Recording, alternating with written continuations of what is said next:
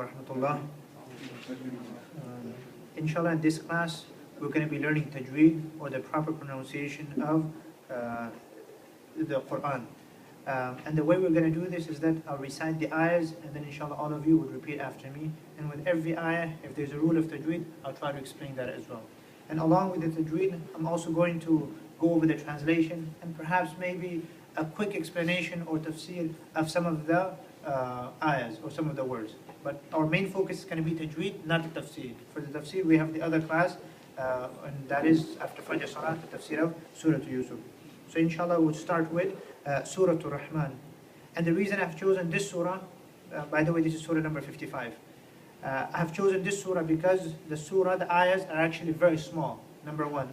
Number two, a lot of you already know this surah. Many of you may have even memorized the first 10 or 15 ayahs of the Quran. So therefore it's easy, especially when it comes to teaching tajweed, because the ayahs are very short. So when you read it, everyone can repeat after me.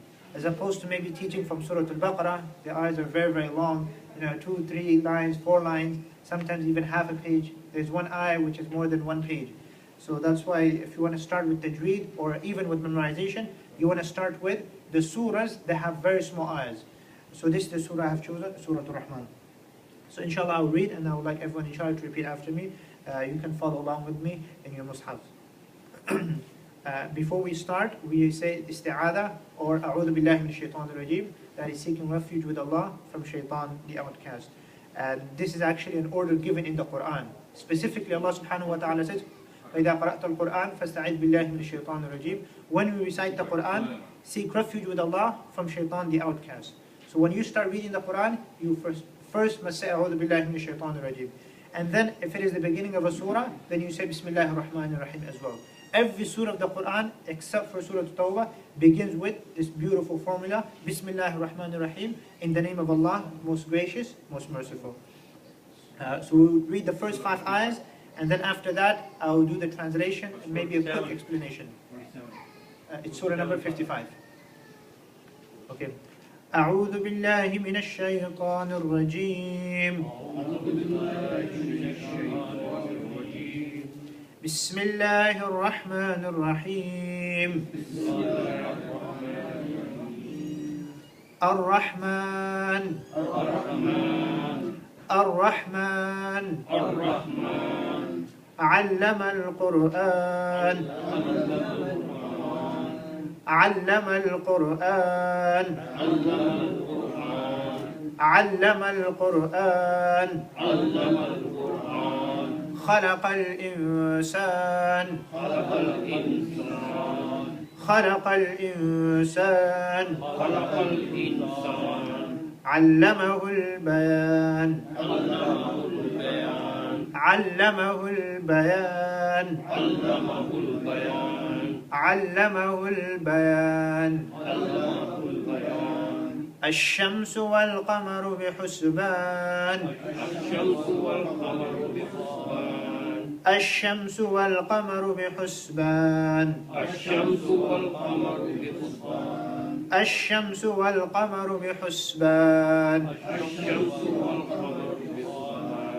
Now inshallah the translation. Ar-Rahman, it means the most merciful. Allama al-Quran, he has taught the Quran. Khalaqa al-insan, he has created man. Allamahu al-bayan, and he has taught him speech or eloquence. Ash-shamsu wal-qamaru bihusban, the sun and the moon bihusban, they run with precise calculation.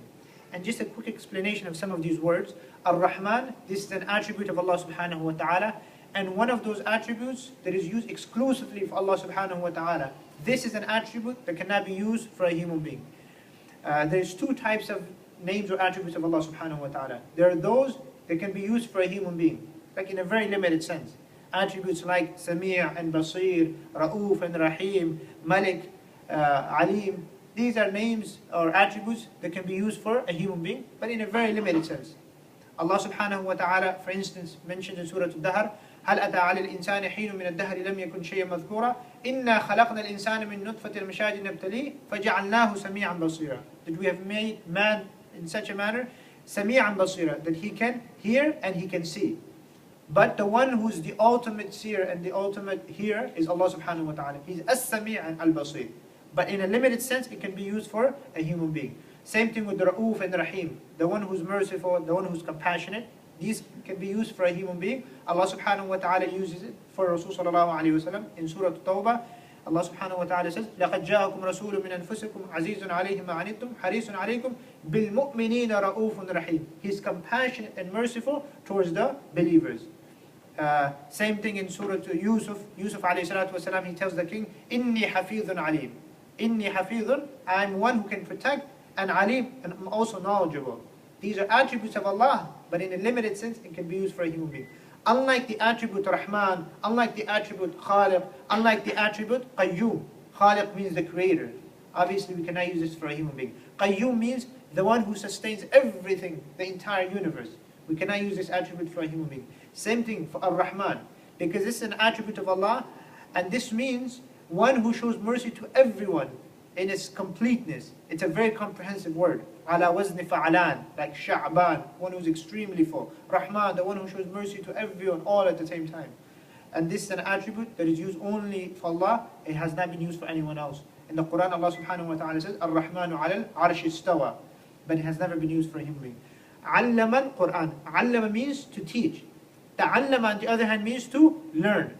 Okay, when you want to learn, it requires more effort. So ta'allama has more letters. Allama has less letters because it's much easier to teach than to learn. Quran means the recital.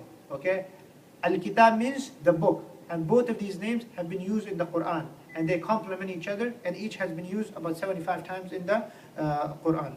Khalaqa al-insan. Khalaqa, he has created. Insan means human being. Khalaqa means to create something. And again, this is an attribute of Allah subhanahu wa ta'ala. Only Allah is al-Khaliq. No human being can be attributed with this type of attribute. Okay, or this type of name. No one can be called Khaliq. As opposed to the verb ja'ala. Ja'ala means to make something. A human being can make something. Because to make something, you just need to put few things together. You have, for example, all the raw material there, and you just put it together and you make something. You make a house, you make a car. But khalaqa means to create out of nothing. And that is an attribute of Allah. Insan means human being. Allama, again, it means to teach. Bayan means speech or eloquence, or the ability to express himself. And this is also a special gift that has been given only to human beings. There's hundreds and thousands, millions of species of animals and everything that Allah has created, living creatures. But none of them has this ability of bayan, of them able to communicate and express themselves the way we do it. Yes, they have their own way of communicating, but not the way we communicate with each other. Allamahu al-bayan. And then the last ayah, Ash-shamsu wal-qamaru bihusban. The sun and the moon bihusban, they run with precise calculation. Okay, everything runs in a very systematic way. They say if the sun or the moon, if they were to move from their orbit even by a few milliliters or millimeters, by a few millimeters, the whole solar system would collapse. So everything is bihusban. They run with precise calculation. Okay, let's read these 5 ayahs again. Bismillahir Rahmanir Rahim. Okay, when it comes to ha, you want to make sure you say it from the throat. Ha is heavy, as opposed to ha is lighter. There's 6 letters from the throat. They're called huruf halaqi, or letters of the throat. And it's important we know these six letters, because a lot of rules of tajweed pertain to these 6 letters. So let us inshallah repeat these letters after me. The 6 letters are Hamza ha, Ayn ha, Ghayn kha.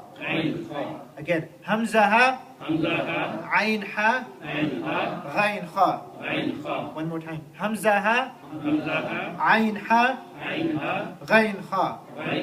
Okay, so when I say huruf halaqi, the letters of the throat, whenever I use this terminology, know that I'm referring to these 6 letters. So ha is from huruf halaqi, or the letters of the throat. Make sure when we say it, it's heavy. Ha, not ha.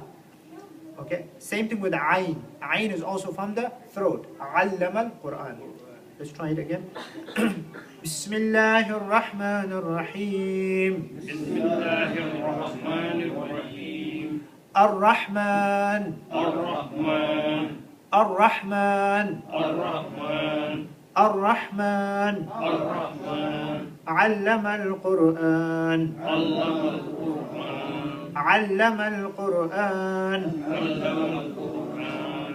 علم القرآن علم القرآن خلق الإنسان خلق الإنسان خلق الإنسان خلق الإنسان خلق الإنسان خلق الإنسان علمه البيان علمه البيان علمه البيان علمه البيان علمه البيان علمه البيان الشمس والقمر بحسبان الشمس والقمر بحسبان الشمس والقمر بحسبان الشمس والقمر بحسبان. الشمس والقمر بحسبان. We're going to be focusing mainly on some of the common rules of tajweed and some of the makharij. We're not going to focus on every single rule of tajweed. We want to focus on the ones that are more important. So there is a rule, and it's actually over here in ayah number 3. It's called ikhfa. Okay, and this is a very common rule, which is that after noon, sakin or tanween, if there is no huruf halaqi, generally speaking, you do ikhfa. Ikhfa means that you hide the noon, you say it in your nose. You don't say the noon clearly. Khalaqal insan. You don't say insan. Khalaqal insan. Okay? An easier example of this would be like in Surah Quraysh, we read, الَّذِي أَطْعَمَهُمْ مِنْ جُوعٍ. مِنْ جُوعٍ. Over there you do ikhfa. وَآمَنَهُمْ مِنْ خَوْفٍ. Min khawf, you don't say min khawf. Why? Because after the noon, there is a kha. And kha is a letter of the throat. Okay? It's from huruf halaqi.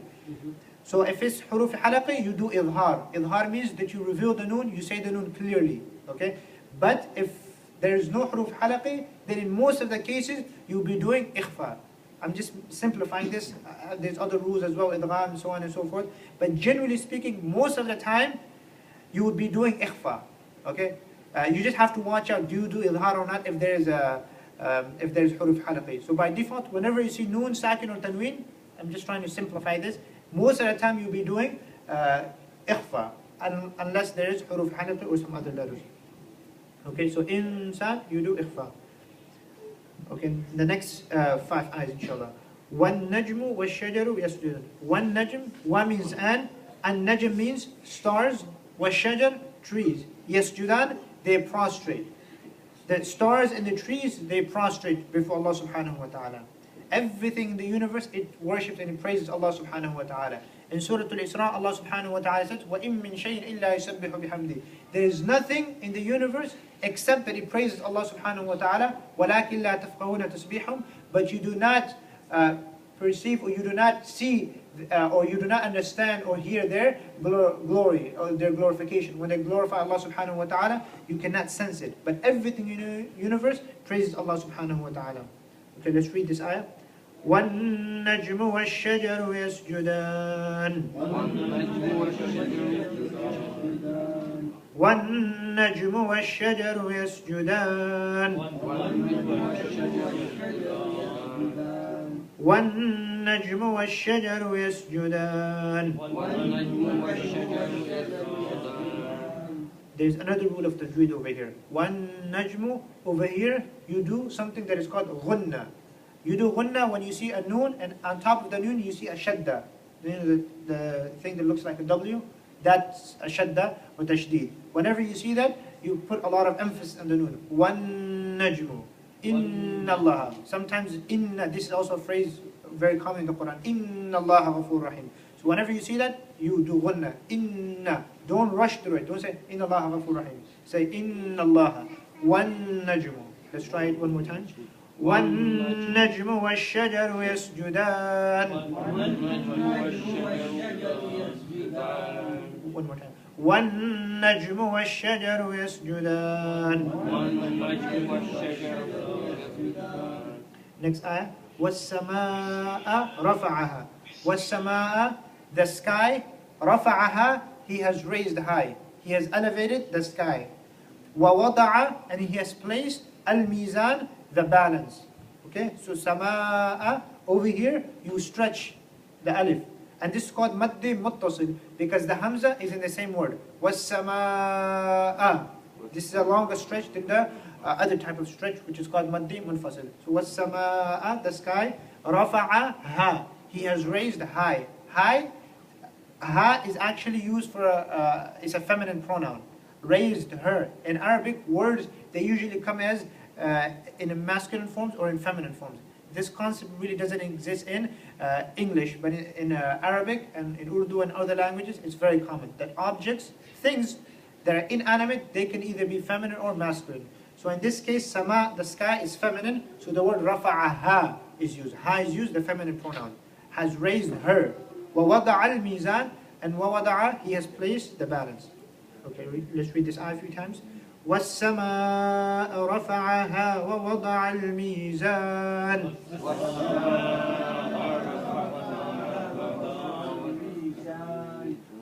وَالسَّمَاءَ رَفَعَهَا وَوَضَعَ الْمِيزَانِ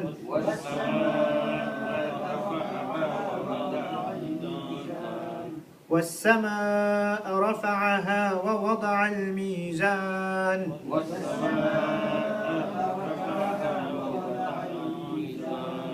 وَالسَّمَاءَ رَفَعَهَا وَوَضَعَ الْمِيزَانِ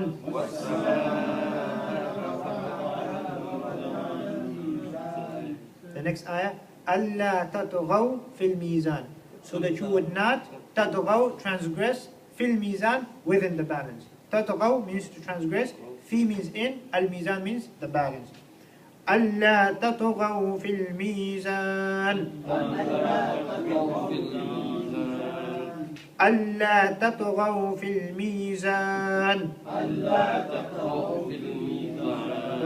Ta is a heavy letter.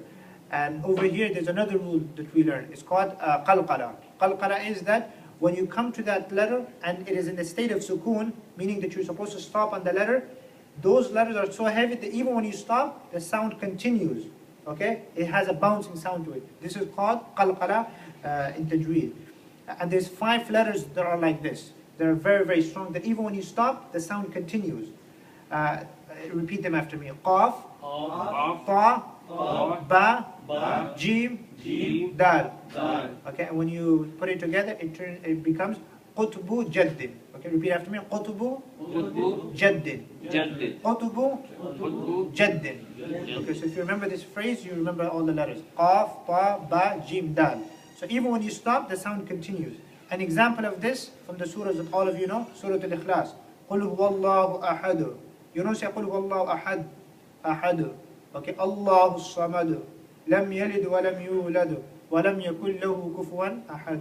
So in Surah Al-Ikhlas, at the end of every ayah, this rule of qalqala is applied there. Same thing with Surah Al-Falaq.